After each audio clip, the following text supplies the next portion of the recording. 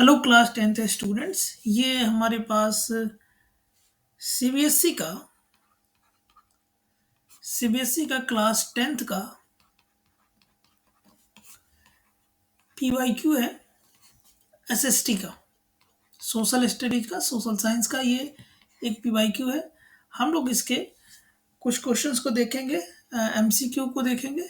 MCQ जो कि आपको आइडिया होगा 20 क्वेश्चंस पूछे जाते हैं एंड कुछ और भी क्वेश्चंस को 5-6 देखेंगे। तो इस तरह से हम लोग टोटल कुछ 30 क्वेश्चन के आसपास क्वेश्चन को देखेंगे। तो चलिए इसे हम लोग शुरू कर लेते हैं। ठीक है,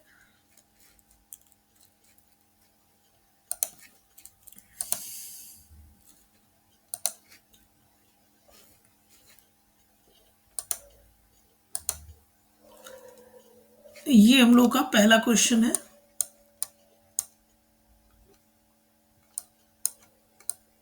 होपफुली आपको ये दिख रहा होगा। ये हम लोग का पहला क्वेश्चन है। पहला क्वेश्चन क्या कह रहा है, बेसिकली आप यहाँ देखिए। Who among the following publish संवाद कौमुदी। संवाद कौमुदी, ठीक है। ये जो संवाद कौमुदी जो एक पुस्तक थी, इसको किसने पब्लिश किया है? तो इसका जो करेक्ट आंसर है वो है राजा राम मोहन रॉय ने। राजा राम मोहन रॉय ने इसको पब्लिश किया था। बंगाली, ये एक प्रकार का न्यूज पेपर था, न्यूज पेपर के रूप में आता था संवाद कौमुदी। 1821 में से उन्होंने स्टार्ट किया था। ठीक है, इसमें आपको ये ऑप्शन नंबर ए के बारे में अगर जानकारी लेनी हो, जैसे कि राज सुंदरी देवी द्वारा कौन सी किताब लिखी गई है, तो वो है अमार जीवन। अमार जीवन एक बंगाली पुस्तक है जी। ये एक बंगाली वुमेन थी, इन्होंने अपनी इसमें ऑटोबायोग्राफी लिखा है। तो ये कोई पहली बुक है जो इंडियन वुमेन्स के द्वारा लिखा गया है। पब्लिश हुई थी 1876 में। ये हमने 2 और वीडियो अपलोड किया है जो एसएसटी के लिए। एसएसटी का प्रीवियस ईयर वो भी है, क्लास 10th का है। उसके अंदर भी इससे रिलेटेड क्वेश्चन आपको देखने को मिल सकते हैं। है क्वेश्चन बेसिकली उसमें शामिल। ये ऑप्शन नंबर बी की अगर हम बात कर लें, ताराबाई शिंदे। तो ताराबाई शिंदे से संबंधित उनका एक लिटरली वर्क है जो कि स्त्री पुरुष स्त्री पुरुष स्त्री नहीं स्त्री पुरुष तुलना, ये एक उनका ये लिटररी वर्क है। तो अगर फर्दर 2025 में अगर ऐसे कुछ क्वेश्चन पूछते हैं तो आपके लिए ये हेल्पफुल रहेगा, इसीलिए हम सारे ऑप्शन को आपके लिए एक्सप्लेन कर देते हैं। ठीक है, इसमें जैसे ये राम चड्ढा करके हैं, इनके द्वारा भी कोई एक बुक पब्लिश की गई थी जिसमें था स्त्री धर्म विचार। ये एक बुक इनको द्वारा पब्लिश की गई थी। तो ये आपके एक्स्ट्रा जानकारी के लिए है, आप इसे ध्यान रखेंगे।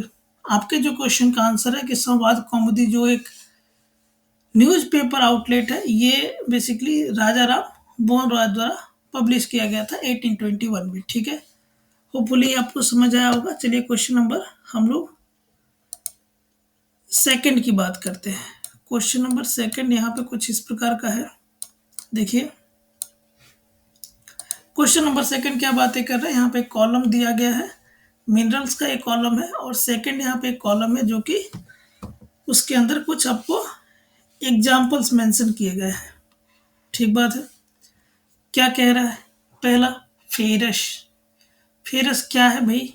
तो फेरस के अंदर आपको पता होगा कि मिनरल्स के जब हम लोग क्लासिफिकेशन करते हैं, जैसे कि हम आपको दिखाते हैं यहाँ पे, जैसे मिनरल की जब हम लोग क्लासिफिकेशन करते हैं तो मिनरल्स के क्लासिफिकेशन में कुछ इस प्रकार का क्लासिफिकेशन, मिनरल 3 प्रकार के, एक मेटेलिक, नॉन मेटेलिक और उसके अलावा एनर्जी मिनरल्स होते हैं। ठीक है, मेटेलिक के फर्दर 3 क्लासिफिकेशन, एक जैसे फेरस जिसमें iron ores, nickel, cobalt, manganese ये सब इंक्लूड होता है। नॉन फेरस के अंदर copper, lead, tin, bauxite. Bauxite basically aluminium से रिलेटेड ये होता है। भारत में सबसे अधिक एल्यूमिनियम कहाँ में देखने को आपको मिलेगा? तो उड़ीसा में देखने को मिलेगा। ये भी आपके काम का चीज़ है, इसे आप याद रखेंगे। आयरन ओर की भी बात करें तो ये उड़ीसा में आपको देखने को मिलेगा सबसे ज़्यादा। ठीक है, मैग्नीज आपको मध्य प्रदेश में सबसे ज़्यादा है। ठीक बात है ना। तो ये सब भी आप याद रखिएगा। ठीक है, जैसे अब प्रीशियस कुछ है इसके मेटेलिक के, तो उसमें आपको गोल्ड, सिल्वर, प्लेटिनम ये सब देखने को मिलेंगे। नॉन मेटेलिक की बात करें तो माइका। माइका भारत में सबसे अधिक कहाँ मिलेगा? आंध्र प्रदेश में। ठीक है, यहाँ पे potash, sulphur, granite, limestone, limestone आपको राजस्थान में सबसे अधिक देखने को मिलेगा, सैंडस्टोन भी राजस्थान वगैरह में देखने को मिलेगा। यहाँ कोल, पेट्रोलियम, नेचुरल गैस ये सब एनर्जी मिनरल होते हैं। ठीक है, अब हम अपने क्वेश्चन पे चलते हैं। क्वेश्चन बेसिकली क्या कह रहा है हमारा, क्वेश्चन जो है वो हमारा बेसिकली रिलेटेड है इस तरह से, ध्यान से देखिए। इसमें कुछ मिनरल्स इंक्लूड है, यहाँ पे उसके एग्जांपल है, जैसे फेरस। तो फेरस में अभी हमने देखा था कि कोबाल्ट से रिलेटेड है। ठीक है, नॉन फेर एनर्जी की बात करें तो ये कोल से रिलेटेड है। तो फोर्थ का ये दोनों ऑप्शन हो सकते हैं करेक्ट। तो सी और डी तो ऐसे ही करेक्ट नहीं होंगे, क्योंकि फोर्थ का ये कहीं नहीं है, नहीं यहाँ भी है, डी में है, ये करेक्ट हो सकता है। ठीक है, ये करेक्ट बेसिकली हो सकता है। चलिए ऐसे मिला ही लेते हैं हम लोग। तो फेरस का जो है कि वो कोबाल्ट होगा करेक्ट आंसर। एनर्जी की बात करें तो कोल हो जाएगा। ठीक है, नॉन फेरस की बात करें तो बॉक्साइट हो जाएगा। ठीक है, और नॉन मेटेलिक की बात करें तो आपको ये ग्रेनाइट हो जाएगा। ठीक है, इस तरह से हमारे जो भी ऑप्शन आपको करेक्ट लग रहे होंगे, जैसे कि इसमें 1 का डी है, तो 1 का डी हमको बी पर दिख रहा है। ठीक है, सेकंड का जो है कि हमको बेसिकली बॉक्साइड सी दिख रहा है, तो सेकंड का सी, यानी ये बी नंबर जो है कि हमारा करेक्ट जा रहा है। ठीक है, नेक्स्ट क्वेश्चन की बात कर लेते हैं। चलिए,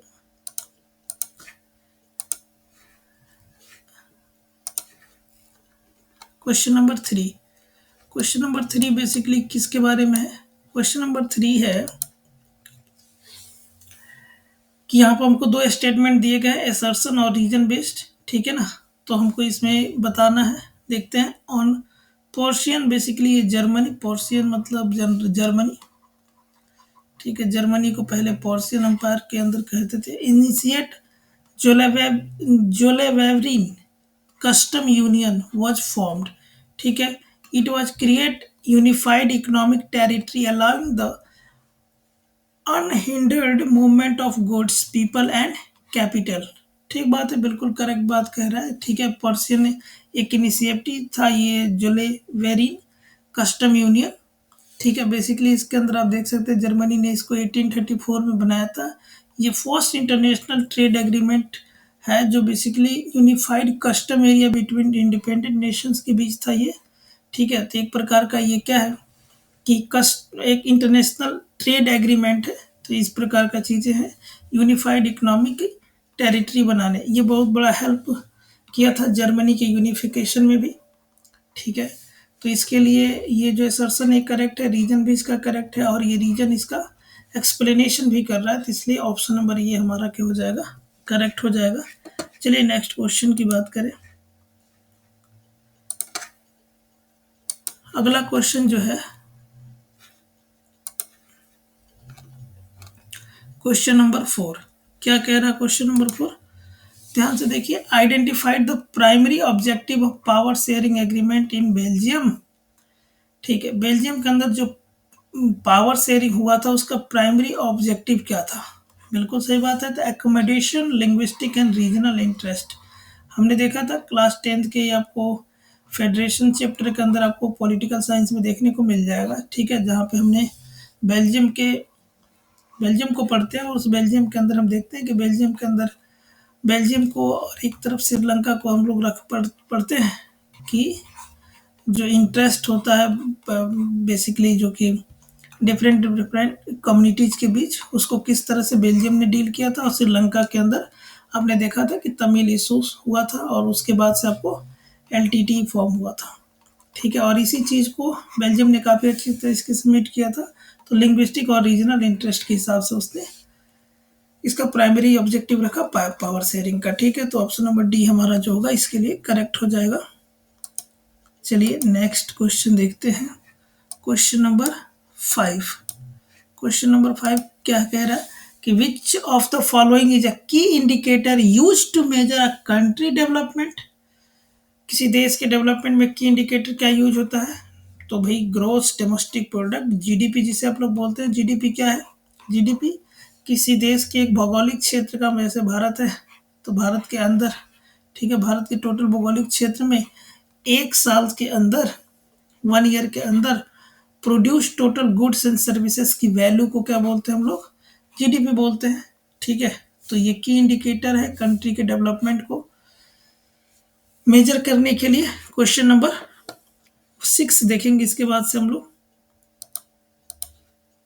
क्वेश्चन नंबर 6 बेसिकली ये रहा आपके। इसमें क्वेश्चन नंबर 6 में यहाँ पे लिखा है कि बुद्धिज्म जो है इमर्ज फ्रॉम ईस्टर्न इंडिया, मतलब कि पूर्वी भारत से बुद्धिज्म जो है कि इमर्ज होता है, आपको पता है basically, and spread in several direction. ठीक है, चलिए देखते हैं, स्टेटमेंट पढ़ते हैं, इसमें करेक्ट हमें बताना है। ड्यू टू कल्चरल एक्सचेंज, बिल्कुल सही बात है। ड्यू टू सिल्क रूट, बिल्कुल सही बात है। आपने यहाँ पे अगर इंडिया के मैप को ध्यान से देखें तो इंडिया के मैप के बाद से आपको इस तरह से इंडिया का जो मैप है बेसिकली रफ आइडिया लगा लीजिए थोड़ा, ये आपको चाइना देखने को मिलेगा, और ये जो बेसिकली इधर से जो रूट जा रही है ये इसको हम लोग सिल्क रूट बोलते हैं। तो सिल्क रूट ने भी क्या किया, बेसिकली हेल्प किया बुद्धिज्म के स्प्रेड में होने में, due to trade and travellers. हाँ बिल्कुल सही बात है। ड्यू टू यूरोपियन एफर्ट्स, इस समय कुछ ऐसा खास नहीं है ही नहीं, तो इसमें आप फोर्थ को इनकरेक्ट कर सकते हैं, तो ये गलत हो जाएगा। ये भी, तो आप ऑप्शन नंबर सी आपका करेक्ट मिलेगा। चलिए नेक्स्ट क्वेश्चन की बात कर लेते हैं। क्वेश्चन नंबर 7 देखिए। क्वेश्चन नंबर 7 बेसिकली जो बात कर रहा है कि हमें कुछ इवेंट्स दिए गए हैं इंडियन नेशनल मूवमेंट के, इसे हमें क्रोनोलॉजिकल ऑर्डर में क्या करना है, सजाना है, हमें करेक्ट ऑप्शन भी बतानी है इसमें से। ठीक है, formation of Swaraj party, Swaraj party का फॉर्मेशन बेसिकली डेट वाइज समझाने होते हैं। तो स्वराज पार्टी का जो आपको फॉर्मेशन देखने को मिलेगा वो आपको 1923 में देखने को मिलेगा।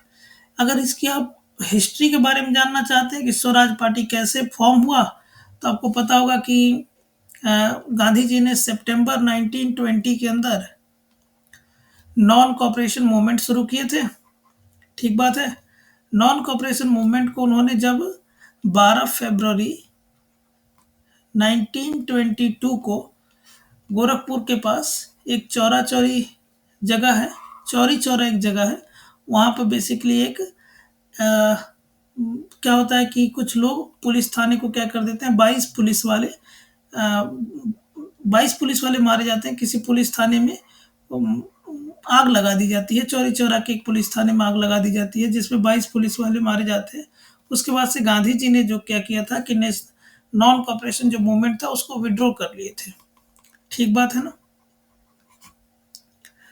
और इसी के विरोध में मोतीलाल नेहरू ने, मतलब गांधी के विरोध में, और चित्तरंजन दास ने एक स्वराज पार्टी बना डाली थी। ठीक है, बेसिकली गांधी जी को अपोज करने के लिए, गांधी जी के सस्पेंशन को, इस टाइप की चीज़ें के लिए, तो उन्होंने, तो ये हमारा ऑप्शन नंबर फर्स्ट है जो कि 1923 में हुआ था। Lahore session of Indian national Congress की अगर बात करें तो ये जो है कि 1929 में आपको देखने को मिलेगा। लाहौर बेसिकली आपको पता है पाकिस्तान में है करंट। ठीक है, इसको प्रिसाइड जवाहरलाल नेहरू ने किया था। ठीक है, यही वो पहला सेशन है जिसमें हमको देखने को ये मिलता है कि यहाँ पर यंग कांग्रेस के हाथ में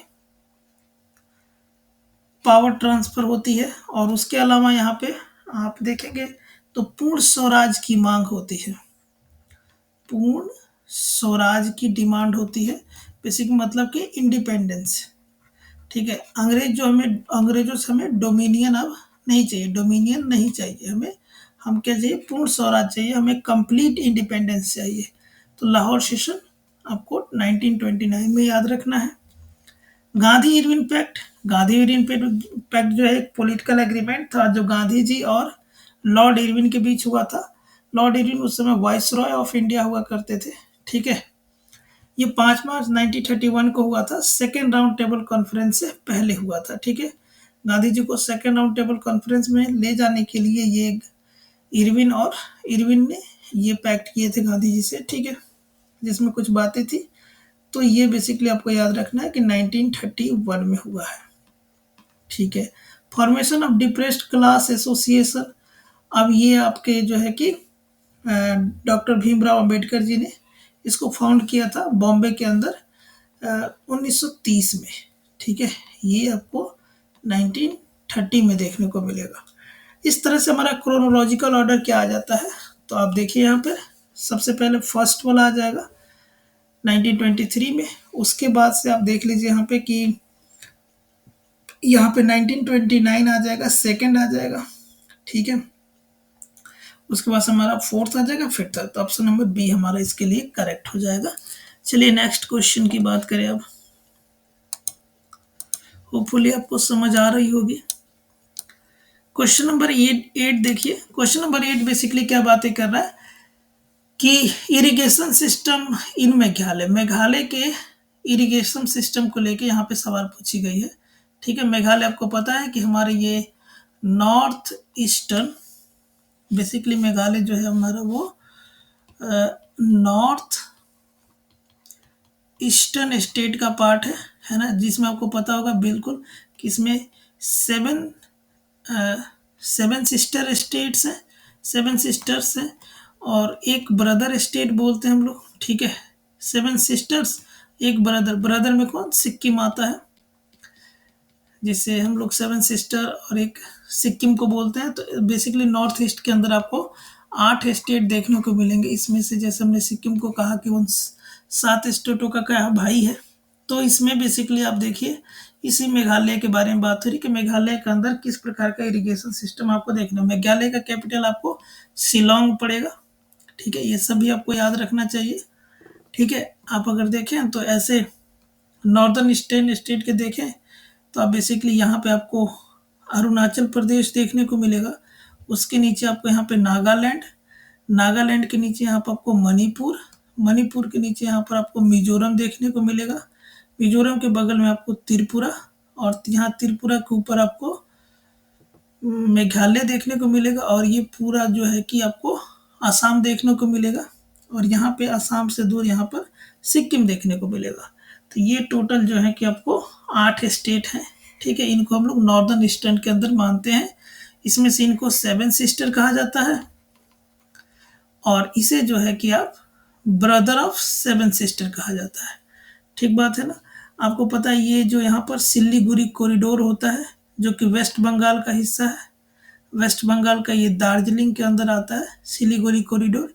ये इसकी आप यहाँ पे चौड़ाई टोटल 22 किलोमीटर का देख सकते हैं। इसी के माध्यम से हम नॉर्दर्न ईस्टर्न स्टेट को जोड़ पाते हैं।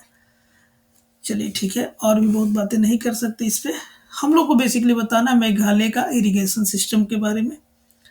तो यहाँ पर बेसिकली जो यूज होता है वो होता है बैम्बू ट्रिप इरिगेशन सिस्टम, है ना। बैम्बू ड्रिप इरिगेशन सिस्टम क्या होता है कि जैसे आपने ऐसे बांस देखा हो, बैम्बू देखा होगा, बहुत सारे बैम्बू को आपस में कनेक्ट कर दिया जाता है। ठीक है, और इसके माध्यम से क्या किया जाता है, इरिगेशन फैसिलिटी को प्रैक्टिस किया जाता है। ये कुछ आपको इस प्रकार का दिखेगा। हम आपके लिए एक पिक भी यहाँ पर लगाए हैं। ये कुछ आपको इस प्रकार का दिखता है, जैसे आप देख सकते हैं यहाँ पे। ठीक है, नेक्स्ट क्वेश्चन की बात कर लें। चलिए क्वेश्चन नंबर 9 देख लेते हैं। क्वेश्चन नंबर 9 बेसिकली क्या है। क्वेश्चन नंबर 9 जो है कि हमें यहाँ पे कुछ एक क्रॉप का कुछ आइडेंटिफिकेशन दिया गया है। इसके आधार पर बताने की कौन सी क्रॉप होगी। It is a staple food crop majority of the people of India. यहाँ से हमें दो बात पता चलता है कि वेरी स्टेपल फूड के अंदर इंडिया में फर्स्ट पे राइस आता है, सबसे ज़्यादा लोग यहाँ राइस खाते हैं। सेकंड पे वीट आता है। ठीक बात है। अब यहाँ से करेक्ट हो गया कि अच्छा इन दोनों में से कोई एक होगा, क्योंकि ये स्टेपल फूड के बारे में बात कर रहा है। India is the second largest producer of crop. ठीक बात है। आपको पता है कि इंडिया राइस का क्या है, सेकेंड लार्जेस्ट प्रोड्यूसर है।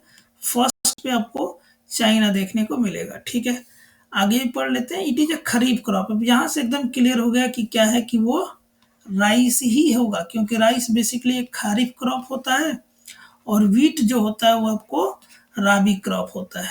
ठीक बात है। 3 सीजन होते हैं ना, एक खरीफ का, एक राबी का, और तीसरा जायद का।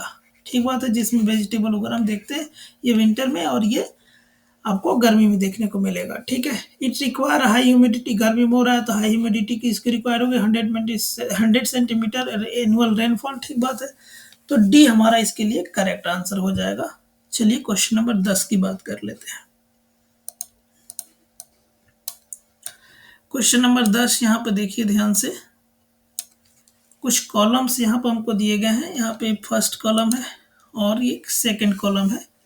यहाँ पे बेसिकली देखिए, पिछले भी हमारे वीडियोस के अंदर ये बार बार ये क्वेश्चंस पूछे जा रहे हैं। ठीक है, तो आप इसे ध्यान से तैयार कर लेंगे। ये बेसिकली हमने जैसे आपसे बता रखा है कि इंडियन कॉन्स्टिट्यूशन के अंदर आपको टोटल 12 शेड्यूल देखने को मिलेंगे, और उस 12 शेड्यूल के अंदर शेड्यूल नंबर जो 7 है, जो कि फेडरल स्ट्रक्चर से रिलेटेड है। ठीक है, उसका ये पार्ट है, उसमें आपको 3 लिस्ट देखने को मिलेंगे, एक यूनियन, दूसरा आपको स्टेट लिस्ट और तीसरा आपको कंकरेंट लिस्ट। ठीक है, तो यूनियन लिस्ट में क्या चीजें शामिल है? सबसे पहले तो आपको स्टेट में पता है कि आप पुलिस है, तो सेकंड का सी करेक्ट हो गया, तो बी नंबर तो ऐसे ही लग रहा है करेक्ट हो जाए, क्योंकि सेकंड का सी सिर्फ एक ही जगह है। ठीक है, वैसे देख लेते हैं। यूनियन लिस्ट में आपको बैंकिंग देखने को मिलेगा। ठीक बात है, कंकरेंट लिस्ट में आपको ट्रेड यूनियन, रेजुडरी पावर में आपको इंटरनेट। जैसे कि अभी हमने आपको बताया कि इसमें 3 लिस्टें हैं, एक चौथी भी लिस्ट होती है रेजुडरी पावर की लिस्ट।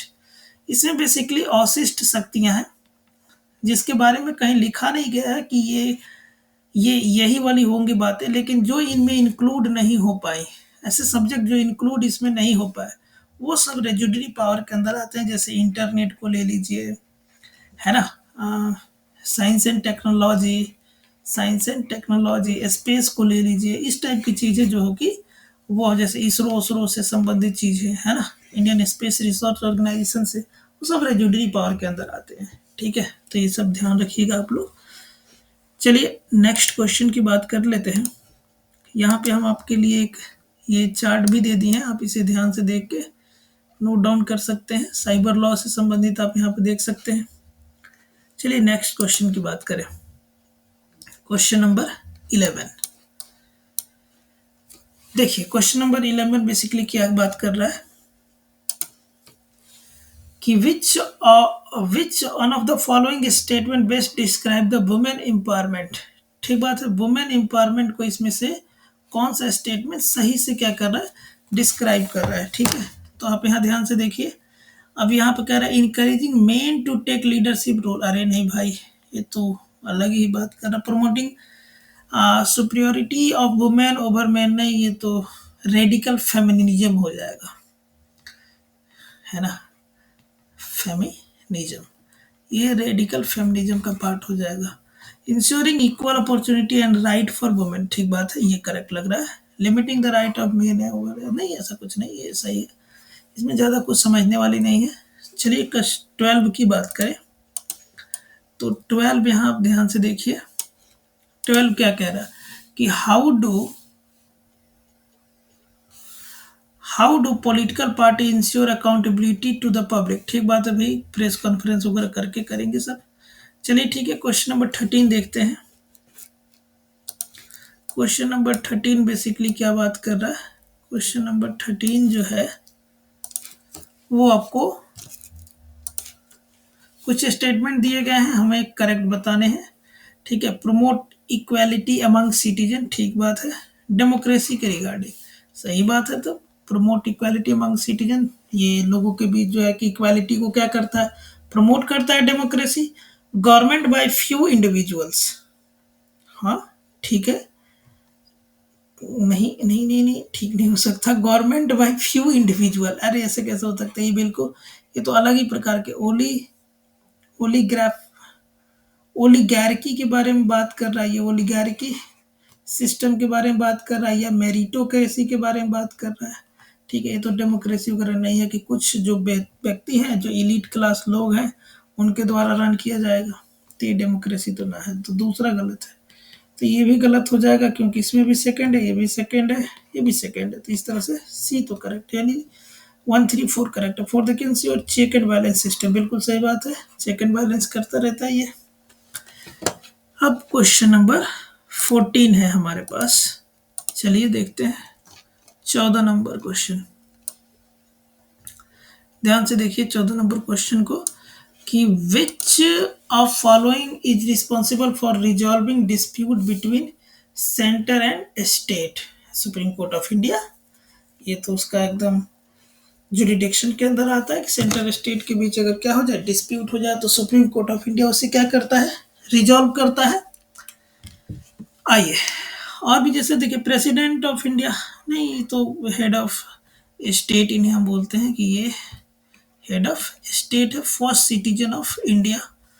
प्राइम मिनिस्टर, इनको तो हम लोग हेड ऑफ गवर्नमेंट बोलते हैं, हेड ऑफ गवर्नमेंट है। ठीक है, अगर आप देखें फाइनेंस कमीशन ऑफ इंडिया, नहीं तो इसका तो काम है फाइनेंस से रिलेटेड, है ना, फाइनेंस मतलब जो रुपया पैसा से संबंधित, जो कि इस स्टेट के बीच डिस्ट्रीब्यूशन होते हैं पैसे। ठीक है, तो इसमें हमारा करेक्ट आंसर बी हो जाएगा। 15 नंबर क्वेश्चन देखें, तो 15 नंबर क्वेश्चन बेसिकली कह रहा है कि which one of the following is significant aspect of globalisation. Globalisation का एक सिग्निफिकेंट एस्पेक्ट क्या है, यूनिफॉर्म कल्चर, अच्छा, environmental support, support for domestic market, access to new market. Globalisation इसीलिए मतलब इसका जो सिग्निफिकेंट है कि वो एक मार्केट से नए मार्केट में जा सके, तो ये इसका सबसे बढ़िया आंसर होगा। ठीक है, 16 की बात कर ले, तो देखिए क्वेश्चन नंबर 16 क्या कह रहा है,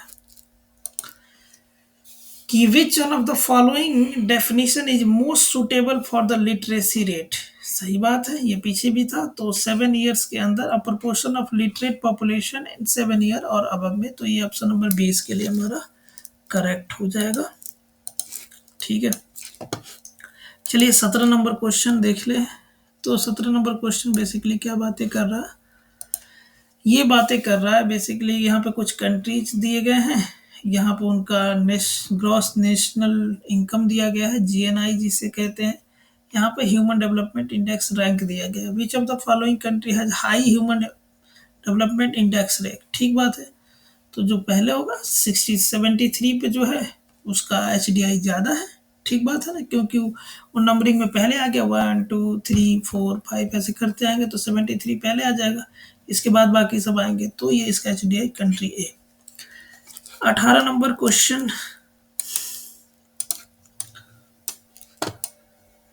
देखिए यहाँ पे एक ये चेक दिया गया है और हमें आइडेंटिफाई करना है। क्या आइडेंटिफाई करना है भाई, image of cheque, identify the cheque number. हमें चेक नंबर बतानी है कि चेक नंबर कौन था, ये 36 22 55। ठीक है, तो ऑप्शन नंबर ए करेक्ट है, यहीं पे लिखा रहता है। चलिए नेक्स्ट क्वेश्चन देखें। ये जो क्वेश्चन है बेसिकली ये आपको विजुअली इम्पेयर्ड कैंडिडेट के लिए है। देख लेते हैं, विच of the following is the formal source of loan in India. Formal source क्या है लोन का, ठीक बात है, बैंक है भाई। फ्रेंड और मनी लेंडर रिलेटिव ये कैसे हो सकते हैं।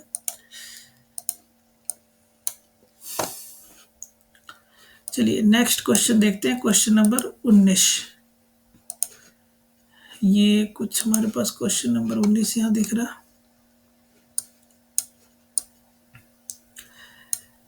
क्वेश्चन नंबर 19 बेसिकली क्या बातें कर रहा, कि हमको प्राइमरी और secondary and tertiary sectors are divided in which one of the following basis. अच्छा ठीक है, तो नेचर ऑफ एम्प्लॉयमेंट के बेसिस पे आपको पता है कि दो प्रकार के होते हैं हमारे। ठीक है, एक क्या हो सकते हैं, ऑर्गेनाइज्ड ऑर्गेनाइज सेक्टर होते हैं, और एक क्या होते हैं, अनऑर्गेनाइज सेक्टर होते हैं। ठीक है, इसके हमने कई बार डिस्कशन कर दिया। नेचर ऑफ एक्टिविटीज के आधार पे 3 प्रकार के, वैसे अभी तो करंट में 5 प्रकार लिखते हैं, लेकिन कोई बात नहीं, आपके बुक में 3 ही प्राइमरी है, और सेकेंडरी और टर्शियरी। प्राइमरी को हम लोग एग्रीकल्चर सेक्टर भी बोलते हैं। ठीक है, सेकेंडरी को मैन्युफैक्चरिंग सेक्टर भी बोला जाता है, एंड टर्शियरी को आप लोग जो है कि सर्विस सेक्टर भी बोलते हैं, ठीक है। तो ये सारी चीज़ें हैं। ऑनरशिप के बेसिस पे आपको जो है कि आपको एक क्या होता है कि प्राइवेट इंस्टीट्यूशंस देखने को मिलेंगे और एक पब्लिक इंस्टीट्यूशंस देखने को मिलेंगे जो सरकार ओन करती है, और ये कोई व्यक्ति इंडिविजुअल ओन करता है। नेचर ऑफ इनकम ऐसा कह सकते हैं कि गरीब अमीर, ठीक है। तो ऐसा कुछ चीज़ है, ठीक है। तो ये कह रहा है प्राइमरी सेकेंडरी और टर्सरी सेक्टर्स किसके अंडर आएंगे, तो भाई नेचर ऑफ एक्टिविटीज के अंदर आएंगे, ठीक है। तो ये हमारा ऑप्शन नंबर बी करेक्ट हो जाएगा। Next question number 20। Question number 20 देखिए बेसिकली क्या कह रहा है। तो विच one of the following banks in India control the issuance of currency and regulate the credit system। RBI बिना सोचे समझे आपको करेक्ट आंसर करना है। पैसा छापने अपने का काम आरबीआई करता है भाई, ठीक है। अब आइए नेक्स्ट क्वेश्चन की तरफ बढ़े। ये क्वेश्चन बेसिकली हमारा वेरी शॉर्ट के अंदर आएगा। इसमें आपको 20 वर्ड से ज़्यादा नहीं लिखने होते हैं, ध्यान रखेंगे, है ना। जिस 2 अंकों के जो क्वेश्चन होंगे उसमें 20 वर्ड से हमें कम लिखने होते हैं, ठीक है। 3 अंकों के जो क्वेश्चन होंगे उसमें 60 वर्ड से कम लिखने होंगे। अब ऐसा नहीं 60 वर्ड से कम लिखना है तो 30 लिख के चले आए, नहीं, मतलब कि 50 55 इस सब के आसपास वर्ड्स लिखे, ठीक है ना। देखिए यहाँ पे, how was the Indian subcontinent crucial for the trade network during the 16th century. आपको पता है 16th सेंचुरी में भारत में जो है कि मुगल अंपायर था, ठीक है, मुगल अंपायर था, ठीक है। भारत में आप देखते हैं कि दिल्ली सल्तनत है, मिडाइवल हिस्ट्री के अंदर दिल्ली सल्तनत के बाद से मुगल बाबर ऊपर आ जाते हैं भारत के अंदर, ठीक है। तो ये सब मुगल के अंदर दिल्ली सल्तनत में कुतुबुद्दीन और ऐबक उगक है, ठीक है, ठीक है। तो ये सब ठीक है। आप देखिए इसमें Indian subcontinent crucial for the trade network during the 16th century. अच्छा, भारतीय जो उपमहाद्वीप है ये इंपॉर्टेंट है trade network during the 16th century में। तो आप इसके लिए आंसर ऐसे कुछ लिख सकते हैं कि Indian subcontinent was crucial for the trade network during the 16th century due to its strategic geographical location, ठीक है। इसका लोकेशन जो है वो स्ट्रेटेजिक है। क्यों भैया स्ट्रेटेजिक है? क्योंकि ये सेंट्रल और ईस्ट और वेस्ट को क्या करता है, कनेक्ट करता है। भारत के पास रिच नेचुरल रिसोर्स है, जैसे स्पाइसेस है, टेक्सटाइल्स है, प्रीसियस स्टोन थे। तो इस टाइप की चीज़ों की वजह से हम भारत को एक क्रूशियल मान सकते हैं ट्रेड नेटवर्क के लिए, ठीक बात है। क्वेश्चन नंबर 22 का ए भी देख लेते हैं, क्या कह रहा भाई। अब ये क्वेश्चन अगर आप देखें तो ये कह रहा कि suggest any two way solve the problem of land degradation, ठीक बात है। तो इसके लिए तो दो ही क्या, बहुत सारे आप लोग लिखते हैं कि लैंड डिग्रेडेशन, ये जो भूमि का क्षरण हो रहा है इसको कैसे बचाया जा सकता है, ठीक बात है ना। एफॉरेस्टेशन करके बचा सकते हैं, प्रॉपर मैनेजमेंट ऑफ ग्रेजिंग करके बचा सकते हैं, इस टाइप की चीज़ें कुछ लिख सकते हैं आप लोग, ठीक है। थोड़ा इसको एक्सप्लेन करके लिखना होता है, ऐसे नहीं कि ये बस हम एक कॉन्टेक्स्ट दे रहे हैं आपके लिए, ठीक है। Suggest any two way for the conservation of resources के कंजर्वेशन के 2 तरीके, तो भैया रीयूज करें उसको, रिसाइकल करें, इस तरह से कुछ एक्सप्लेन करके आप अच्छे से लिख देंगे, ठीक है। कुछ कंटेक्स्ट है आपके लिए बस। चलिए देखिए कुछ नेक्स्ट क्वेश्चन भी आगे हैं अगर, तो हम लोग चर्चा करते हैं। जैसे कि हाँ, ये क्वेश्चन है क्वेश्चन नंबर 23 है। क्या कह रहा है ये क्वेश्चन भाई? ये क्वेश्चन बेसिकली कह रहा कि how does United Nation development programme criterion differ from the World Bank. World Bank basically क्या काम करता है, इकोनॉमिक ग्रोथ से रिलेटेड होता है, और जो ह्यूमन डेवलपमेंट जो यूएनडीपी है, जो यूनाइटेड नेशन डेवलपमेंट प्रोग्राम, वो बेसिकली ह्यूमन डेवलपमेंट से रिलेटेड होता है। तो इस तरह से डिफरेंट है भाई, क्योंकि ये सिर्फ इकोनॉमिक ग्रोथ को देख रहा है, ये ह्यूमन डेवलपमेंट को देख रहा है। इसके बहुत सारे आयाम है कि एजुकेशन वगैरह कितना है, ये सब टाइप की चीज़ें, ठीक है। Role of women gradually enhancing the politics of the country. हाँ ठीक बात है, महिलाओं का जो है रोल पॉलिटिक्स के अंदर बढ़ा है, ठीक है ना। इससे उनका रिप्रेजेंटेशन बढ़ेगा, पॉलिटिकल ऑफिस में उनकी संख्या बढ़ेगी, सपोर्टेड पॉलिसी एंड इनिशिएटिव में positive social and cultural changes होंगे, सब इस सब टाइप की चीज़ें आप लिख सकते हैं एक्सप्लेन करके, ये बेसिकली थोड़े कॉन्टेक्स्ट के लिए हैं आपके। ठीक है, तो इस तरह से कुछ क्वेश्चन यहाँ भी अब देखिए 3 नंबर वाले क्वेश्चन स्टार्ट हो गए, शॉर्ट आंसर टाइप क्वेश्चंस। इसमें आपको 60 वर्ड, जैसे मैंने आपको बताया 60 वर्ड से थोड़े कम लिखने हैं। ठीक है, ये 60 वर्ड के आसपास लिखना है, ज़्यादा नहीं लिखना है इससे। ठीक है, नहीं तो आपके समय भी लगेंगे और नंबर भी नहीं मिलेंगे ज़्यादा लिखने उखने के। बस जितना लिखिए कंस्ट्रक्टिव लिखिए। ठीक है, एकदम कंस्ट्रक्टिव आंसर राइटिंग कीजिए। ठीक है, ये जो हम आपके लिए एक्सप्लेन कर रहे हैं ना, ये प्रीवियस ईयर, ये आपको हेल्प प्रोवाइड करेगा इस मामले में कि आप ये समझ पाएंगे कि जो सीबीएसई है वो किस प्रकार के क्वेश्चन आपसे क्या करती है, पूछती है सालों दर साल, और पिछले सालों में कैसे रहा है ना। आप सैंपल पेपर को जरूर ही सॉल्व कर लेंगे। ठीक है, ये आपको बहुत ज़रूरी है ताकि आपको पता चले। आपने प्री बोर्ड का पेपर सॉल्व किया होगा अपना, है ना, प्री बोर्ड जो आपके स्कूल के अंदर होते हैं, तो आपको बहुत अच्छा आइडिया लगा होगा कुछ, उसको ध्यान से करें, कई बार कर डालें। या एनालाइज करना प्रोसेस ऑफ जर्मनी के यूनिफिकेशन से। ठीक है, या आप इटली के यूनिफिकेशन को करें। ठीक है, तो उसके अलावा फंक्शन बताने, पॉलिटिकल पार्टी जो कर रखे, तो ठीक है, इस तरह से कुछ क्वेश्चन है। ठीक है, थैंक यू।